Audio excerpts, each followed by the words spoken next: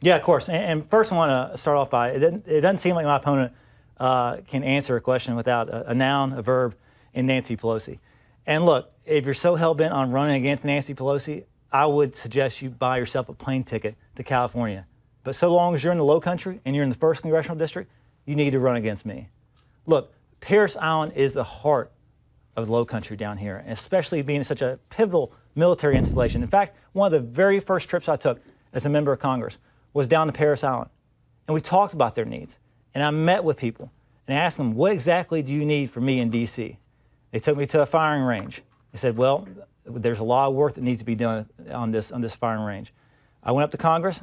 I helped secure $30 million for Parris Island, specifically for that firing range and other activities. It's that kind of leadership we need in Washington, D.C., someone who can put politics aside and actually get things done. But the fact is, Parris Island is also being threatened by climate change, by rising sea level.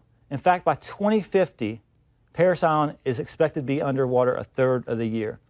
They need major infrastructure investments, and that cannot happen until you believe in the science of climate change and you accept the science of climate change. Now, look, if you don't believe in climate change or you're a flat earther, then you probably love my opponent, Representative Mace. But if you believe in science and you accept the science that the climate is changing and the sea level is rising, then I'm asking for your vote. If we can move on from climate change, there are many more pressing issues facing the country right now.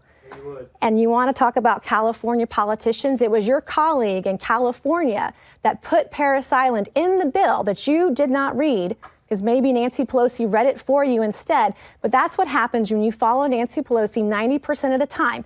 You put Parris Island and 6,000 jobs and $800 million in our economy on the chopping block. If you're friends with Nancy Pelosi and you follow her in Congress, you're doing everything you can for her friends in California. So I find that a bit ironic. As a state lawmaker, I've worked on veterans issues. I helped create the South Carolina Department of Veterans Affairs that recognizes every veteran who served in a foreign war and helps those when the federal government fails them, they have the state of South Carolina to catch them. I have seen our veterans do so much for our community, and it would be the honor of my lifetime to serve them in Congress. It's deeply personal.